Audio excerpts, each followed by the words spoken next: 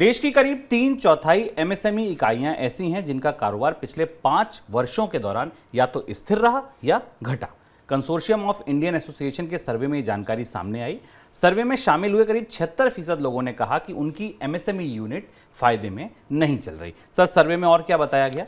ये सर्वे वो बता रहा है जिस पर लगातार चर्चा होती रही है कि कोविड से पहले से भारत के छोटे उद्योगों में बीमारी की समस्या है, छोटे उद्योगों के पास चुनौती है। और 3 महत्वपूर्ण चीज़ें सर्वे से निकल कर आई। एक महत्वपूर्ण चीज़ तो सर्वे से निकल कर आई कि एक बड़ी संख्या में सर्वे में जो प्रतिभागी थे उन्होंने कहा कि बैंकों से उन्हें आसानी से कर्ज नहीं मिलता।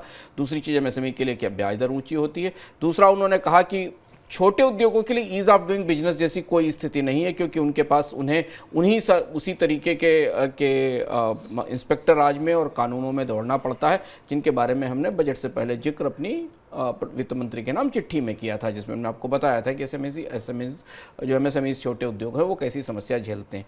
और तीसरी बात ये कि भारतीय अर्थव्यवस्था के बेहतर स्थिति से गिरावट में आने के बाद और फिर वापस उभरने की परिस्थिति में एमएसएमई कंपनियों के मुनाफों में, एमएसएमई कंपनियों के फायदों में कोई सुधार नहीं हुआ है। पिछले 7-8 साल में भारत में छोटे उद्योगों का ढांचा पूरी तरह बदला है। मैन्युफैक्चरिंग सेक्टर में छोटे उद्योगों की संख्या कम होती जा रही है।